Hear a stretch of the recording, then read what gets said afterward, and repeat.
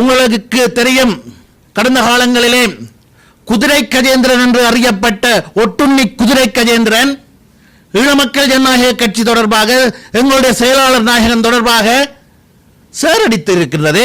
நாடாளுமன்றத்திலே 40,000 சவப்பெட்டிகளை தயாரியுங்கள் என்று தென்னிலங்கை இனவாதிகளை உசுப்பேத்தி யுத்தத்தினை ஆதரவை அங்கே தென்னிலங்கையிலே வலுப்படுத்திவிட்டு புலம்பெயர் தேசத்திற்கு தப்பியோடியவர் தான் இவர். புலிகளுடைய அப்போதைய வாகனங்களுக்கு போக்குவரத்துக்கு பொறுப்பாக இருந்த குட்டி என்பவரால் தகவல் அனுப்பப்படுகிறது. அதற்கு இவர் அனுப்பிய பதில் தகவல் என்ன? அது நாடாளுமன்ற வாகனம், அதை கொண்டு வர வேண்டுமாக இருந்தால் 35 லட்சம் கட்ட வேண்டும், அதை அனுப்புங்கள், கொண்டு வந்து தந்துவிட்டு போகிறேன் என்று வன்னியிலிருந்து 35 லட்சம் ரூபாய் அனுப்பி வைக்கப்பட்டது. ஆனால் வாகனம் இங்கே வரவில்லை. தேசிய தலைமையினால், தங்களுடைய தேசிய தலைமையினால் ஒரு பொறுப்பு ஒப்படைக்கப்பட்டிருக்கிறதாம் புலம்பெயர் நாடுகளிலே ஆற்றுவதற்கு என்று சொல்லி அங்கே சென்றவர் என்ன செய்தார்? இங்கே மக்கள் செத்துக் கொண்டிருக்கின்ற போது அங்கே திருமணம் முடித்து தேனிலவு கொண்டாடி கொண்டிருந்தார். அப்போதைய பாதுகாப்பு செயலாளராக இருந்த கோட்டாபாய ராஜபக்சவுடன் தொடர்பு கொண்டு டீல் போட்டார். தன்னுடைய சகோதரனை விடுதலை செய்யுமாறும் இங்கே இருக்கக்கூடிய புலிகளுடைய தொடர்புகள் பற்றியும் ஆதரவாளர்கள் பற்றியும் தகவல்களை தருவதாகவும் டீல் போட்டு அதன்படி செயற்பட்டார்.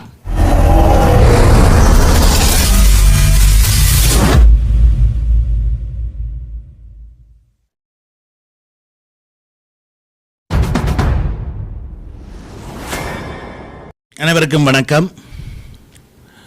ஒரு பொறுப்புள்ள கட்சி என்ற அடிப்படையிலே ஈழமக்கள் ஜனநாயக கட்சி ஆகிய எமக்கு எதிராகவும் எங்களுடைய செயலாளர் நாயகம் தோழர் டக்ளஸ் தேவானந்தா அவர்களுக்கு எதிராகவும் முன்வைக்கப்படுகின்ற அல்லது தொடர்பாக வெளிப்படுத்தப்படுகின்ற கருத்துக்கள் தொடர்பாக தெளிவுபடுத்த வேண்டிய ஒரு தார்மீக பொறுப்பு நமக்கு இருக்கின்றதாக கருதுகின்றோம்.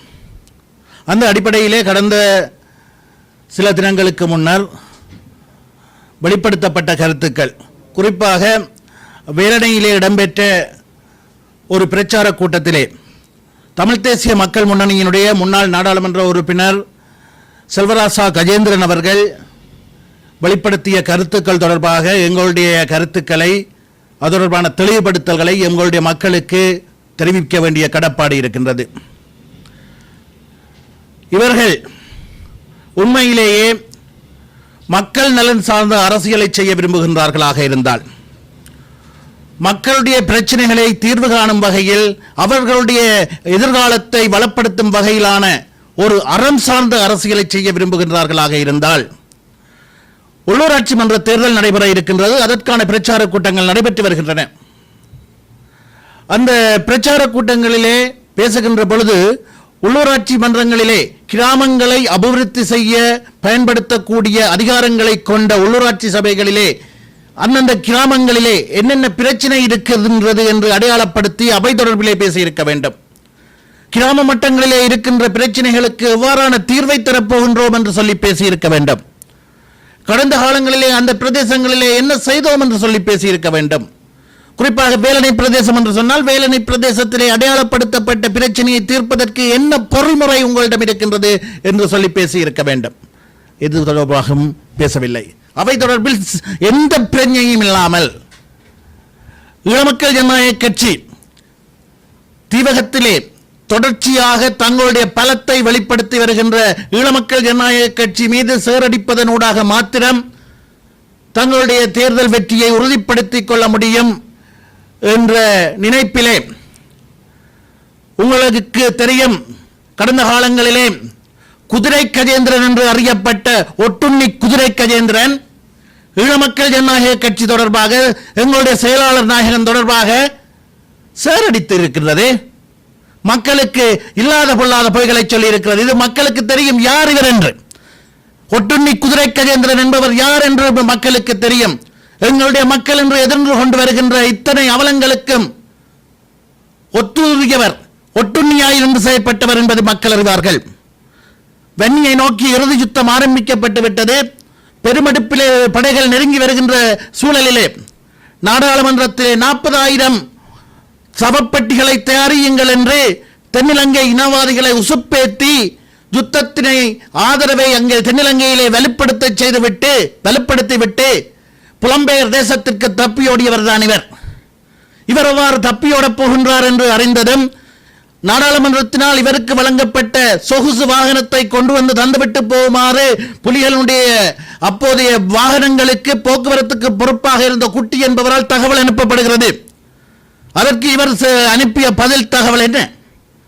அது நாடாளுமன்ற வாகனம், அதை கொண்டு வர வேண்டுமாக இருந்தால் 35 லட்சம் கட்ட வேண்டும், அதை அனுப்புங்கள், கொண்டு வந்து தந்துவிட்டு போகிறேன் என்று வன்னியிலிருந்து 35 லட்சம் ரூபாய் அனுப்பி வைக்கப்பட்டது. ஆனால் வாகனம் இங்கே வரவில்லை. அந்த 35 லட்சத்தையும் எடுத்துக்கொண்டு அந்த வாகனத்தையும் விற்று காசை பெற்றுக்கொண்டு ஐரோப்பிய நாடுகளிலே புகலிடங்கோடு தேடிச் சென்றவர் தான் இவர். சென்றது மாத்திரமல்ல, எங்களுடைய மக்கள் ஒன்றை புரிந்து கொள்ள வேண்டும்.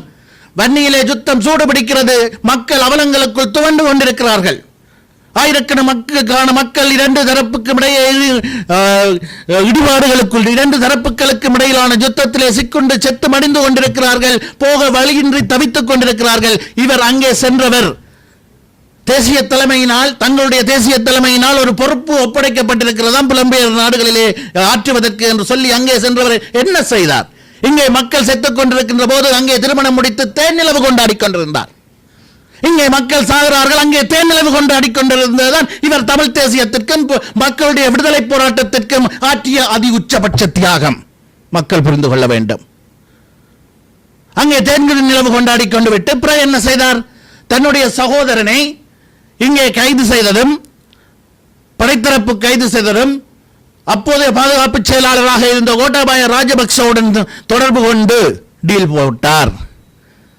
தன்னுடைய சகோதரனை விடுதலை செய்யுமாறும் இங்கே இருக்கக்கூடிய புலிகளுடைய தொடர்புகள் பற்றியும் ஆதரவாளர்கள் பற்றியும் தகவல்களை தருவதாகவும் டீல் போட்டு அதன்படி செயற்பட்டார்.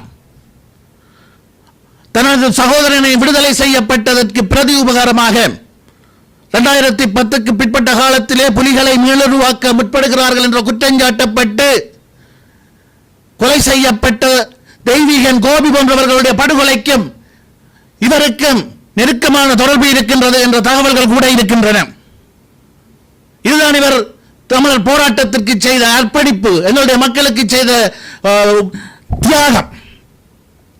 பின்னர் மீண்டும் இங்கே வந்து கோட்டாபாய ராஜபக்சவுடைய அனுமதியோடு ராஜபக்சர்களுடைய அனுமதியோடு மீண்டும் இங்கே வந்து அரசியலில் ஈடுபட்டார். 2020ஆம் ஆண்டு கோட்டாபாய ராஜபக்ச ஜனாதிபதியாக வேண்டுமாக இருந்தால் வடக்கு கிழக்கிலே இருக்கக்கூடிய தமிழ் மக்கள் வாக்களிப்பை புறக்கணிக்க வேண்டும் என்ற அவர்களுடைய அறிவுறுத்தலுக்கு அமைவாக வடக்கு கிழக்கிலே தமிழ் மக்கள் வாக்களிப்பை புறக்கணிக்க வேண்டும் என்று அப்போது தமிழ் தேசிய மக்கள் முன்னணி தீர்மானம் இயற்றியது என்று கோட்டாபாய ராஜபக்சவுக்கு ஆதரவாகவே அந்த தீர்மானம் இயற்றப்பட்டது என்பதை, அந்த தீர்மானம் இயற்றப்பட்ட போது அங்கு இருந்த ஒரு கூட்டு பொறுப்பு சொல்ல வல்லவராக இருந்த மணிவண்ணன் அவர்கள் வெளிப்படுத்தி இருந்தார். பிற்பட்ட காலத்திலே கோட்டாபாயாவுக்கு ஆதரவாகத்தான் அந்த தீர்மானம் மேற்கொள்ளப்பட்டது என்பது என்று. அந்த தீர்மானம் இயற்றப்பட்டதிலும் அந்த தீர்மானத்திலும் இந்த ஒட்டுண்ணி குதிரை கஜேந்திரனுடைய தாக்கம், ஆதிக்கம் பெருமளவு இருந்ததாக சொல்லப்படுகிறது. யார் அடிமை? கோட்டாபாய ராஜபக்சவுக்கு யார் அடிமை? அவர் ஜனாதிபதியாக வேண்டும் என்பதற்காக புறக்கணிக்க சொன்ன புறக்கணிப்பு தீர்மானத்தை மேற்கொண்ட இந்த ஒட்டுண்ணி அடிமையா? எங்களுடைய செயலாளர் டக்ளஸ் தேவானந்தா அடிமையா? அடிமை என்கிறார்கள். என்ற ஒரு சந்தர்ப்பத்திலும் நாங்கள் ஈழமக்கள் ஜனநாயக கட்சி, எங்களுடைய செயலாளர் நாயகன் தோழர் டக்ளஸ் தேவானந்தா எங்களுடைய மக்களுடைய இடுப்பை காட்டிக் கொடுக்கும் வகையில், எங்களுடைய மக்களுடைய அபிலாஷைகளை காட்டிக் கொடுக்கும் வகையில் சுயநலன்களுக்காக சோரம் போனது கிடையாது. அதை செய்தவர்கள் எங்களை பார்த்து காட்டிக் கொடுக்கிறார்கள், எங்களை பார்த்து சேரடிக்கிறார்கள். டக்ளஸ் தேவானந்தா தீவகத்திலே எதுவும் செய்யவில்லையாம். சரி, அவர் செய்தாரா செய்யவில்லையா என்பதை அங்கே இருக்கின்ற அபிவிருத்தி திட்டங்கள், தீவகத்திலே காணப்படுகின்ற வேலை திட்டங்கள், தாங்கி நிற்கின்ற பெயர் பலகைகள், அந்த நினைவு கற்கள் பதில் சொல்லும். அந்த நினைவு கற்களுக்கும் உயிர் இருக்குமாக இருந்தால், சிந்திக்கும் ஆற்றல் இருக்குமாக இருந்தால், இந்த ஒட்டுண்ணியினுடைய கருத்தை கேட்டு சிரித்திருக்கும். ஏனென்றால் அந்த பலகைகள் எல்லாம், நினைவு பலகைகள் எல்லாம் தாங்கி நிற்பது தோழர் டக்ளஸ் தேவானந்தாவினுடைய பெயரை. சரி, டக்ளஸ் தேவானந்தா எதுவும் செய்யவில்லை என்கிறீர்களே. இந்த ஒட்டுண்ணி 2004 தொடக்கம் 2010 வரையில் 6 வருடங்களும், 2020 தொடக்கம் 2025 வரை 24 இறுதி வரை 5 வருடங்கள் அல்லது 4.5 வருடங்களுக்கு மேற்பட்ட காலப்பகுதியும் எல்லாமாக 10 வருடங்களுக்கு மேல் நாடாளுமன்றத்தில் இருந்திருக்கின்றது. ஒவ்வொரு வருடமும் நாடாளுமன்ற உறுப்பினர்களுக்கு பன்முகப்படுத்தப்பட்ட நிதியூடாக நிதி ஒதுக்கப்படுகின்ற பல கோடிக்கணக்குகள். அந்த நிதியிலிருந்து தீவகத்திற்கு செய்த ஒன்றை சொல்ல முடியுமா? பல கோடிகள் ஒதுக்கப்பட்டிருக்கிறது. அந்த பன்முகப்படுத்தப்பட்ட நிதியிலிருந்து வேலனைக்கு என்ன செய்தீர்கள்? தீவகத்திற்கு என்ன செய்தீர்கள்? ஒன்றை சொல்லுங்கள் பார்ப்போம். நீங்கள் முதுகெலும்பில் உள்ளவர்களாக இருந்தால் அந்த இடத்திலே போய் நின்று சொல்லி இருக்க வேண்டும். நாங்கள் வேலனைக்கு 2005ஆம் ஆண்டு பன்முகப்படுத்தப்பட்ட நிதியிலிருந்து இதை செய்திருக்கிறோம், 22ஆம் ஆண்டு பன்முகப்படுத்தப்பட்ட நிதியிலிருந்து இதை செய்திருக்கின்றோம், எங்களை இந்த பிரதேச சபையினுடைய ஆளுந்தரப்பாக மாற்றினால் என்னவெல்லாம் செய்வோம் என்று சொல்லி இருக்க வேண்டும். அதை விடுத்துவிட்டு ஏனையவர்கள் மீது சேரடித்து சேறுவாரி பூசி வாக்குகளை அள்ளுகின்ற, யாருக்காக வாக்கு கேட்கிறீர்கள்? மக்களுக்கு தெரியும்.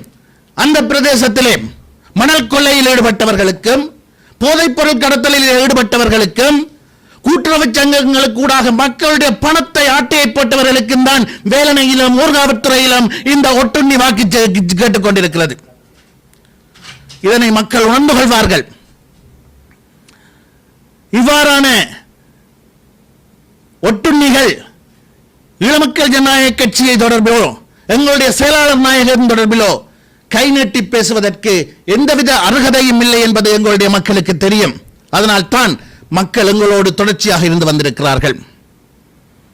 இது ஒருபுறம் இருக்க, ஒட்டுண்ணி குதிரை கஜேந்திரன் தற்போதைய அரசியல் சூழல், அரசியல் நிலவரங்களை புரிந்து கொள்ளாமல் சுயநலன்களுக்காக மணல் கடத்தல்காரர்களுக்கும், போதைப்பொருள் வியாபாரிகளுக்கும், கூட்டுறவு சங்கங்களின் பெயரால் பணத்தை ஆட்டையை போட்டவர்களுக்கும், மக்களின் பணத்தை ஆட்டையை போட்டவர்களுக்கும் வாக்கு சேகரித்துக் கொண்டிருக்கின்றது என்று சொன்னால், இன்னொரு பக்கத்திலே பனை அபிவிருத்தி சபை திக்கம் வடிகால் சாலை தனியார் நிறுவனத்திற்கு கொடுக்க முடியாது என்று தீர்மானம் இயற்றிவிட்டோம் என்று மக்களை ஏமாற்றுகின்றது. நான் கடந்த முறையே இங்கே நடத்தப்பட்ட ஊடக சந்திப்பிலே தெரிவித்திருக்கின்றேன். திக்கம்படி சாலையினுடைய பணிப்பாளர் சபையினால் மேற்கொள்ளப்படுகின்ற தீர்மானங்கள் இந்த ஒப்பந்தத்தை ரத்து செய்ய முடியாது. இந்த ஒப்பந்தம் என்பது கைத்தொழில் அமைச்சிற்கும் வெளிநாட்டு தனியார் நிறுவனத்திற்கும் இடையிலான ஒப்பந்தம். அதை இவர்களால் எதுவும் செய்ய முடியாது. உரிய பொறிமுறை ஊடாக டெண்டர் ஹோல் பண்ணப்பட்டு உரிய வழிமுறையாக மேற்கொள்ளப்பட்ட ஒப்பந்தத்தை பனை அபிவிருத்தி சபையினுடைய பணிப்பாளர் சபையினால் எதுவும் செய்ய முடியாது. அது தெரிந்தும் மக்களை ஏமாற்றும் வகையில் அந்த ஒப்பந்தத்தை கேன்சல் பண்ணிவிட்டோம், கடந்த அரசாங்கத்திலே போடப்பட்ட ஒப்பந்தத்தை கேன்சல் பண்ணிவிட்டோம் என்று இந்த தேர்தலில் காலத்திலே மக்களை மூளைச்சலவை செய்யும் வகையில் தவறான கருத்தை, தற்போதைய ஆட்சியாளர்களுக்கு கூசாவாக தூக்கும் வகையிலான தவறான கருத்தை தற்போதைய பனை அபிவிருத்தி சபையினர் செய்து கொண்டிருக்கின்றனர் என்பதை நாங்கள் வெளிப்படுத்தி இருந்தோம். அதற்கு பதிலளித்திருக்கின்ற பனை அபிவிருத்தி சபையினுடைய தலைவர் அவர்கள் சொல்கிறார், உருத்திராட்சம் போட்ட பூனைகள் நாங்களாம். பனை அபிவிருத்தி சபையின் தலைவருடைய வரலாற்றை அறிந்தவர்களுக்கு தெரியும் உருத்திராட்சம் போட்ட பூனை யார் என்று. யாரெல்லாம் ஆட்சிக்கு வருகிறார்களோ அவர்களுக்கு கூஜா தூக்குகின்ற அந்த பூனை எங்களை பார்த்து எங்களுடைய மக்களுடைய அவலங்களை தீர்ப்பதற்காக, எங்களுடைய மக்களுடைய பிரச்சனைகளை யதார்த்தமாக எதிர்கொண்டு நடைமுறை சாத்தியமான வழிவகையிலே பிரச்சனைகளை கையாளுகின்ற டக்ளஸ் தேவானந்தா தலைமையிலான ஈழமக்கள் ஜனநாயக கட்சியை பார்த்து ஒரு கொட்டை ஓட்ட பூனைகளாம். இப்படி எத்தனை பூனைகள், கரடிகள், புலிகள், நரிகள் எல்லாவற்றையும் கடந்தவர்கள் நாங்கள், கண்டவர்கள். எவற்றாலும் எங்களை மக்களிடமிருந்து பிரிக்க முடியவில்லை, முடியாது. இதனை மக்கள் புரிந்து கொள்வார்கள். நன்றி, வணக்கம். ஈழமக்கள் ஜனநாயக கட்சியினுடைய செயலாளர் நாயகம் டக்ளஸ் தேவானந்தாவை தமிழ் தேசிய மக்கள் முன்னணியின் முன்னாள் பாராளுமன்ற உறுப்பினர் செல்வராசா கஜேந்திரன் அடிமை என தெரிவித்த கருத்து தொடர்பாக ஈழமக்கள் ஜனநாயக கட்சியினுடைய ஊடக செயலாளர் பல்வேறு விடயங்களை தெளிவுபடுத்தியுள்ளார். இந்த நிலையில் செல்வராசா கஜேந்திரனுடைய முன்னைய காலத்தில் மேற்கொண்ட பல்வேறு திருட்டு சம்பவங்கள் மற்றும் பல்வேறு விடுதலை புலிகளுக்கு எதிராக மோசடி செய்தமை மற்றும் விடுதலை புலிகளின் அழிப்புக்கு இவர் காரணமாக இருந்தார் என்பது தொடர்பாகவும் பல்வேறு விடயங்களை அவர் வெளிப்படுத்தியுள்ளார்.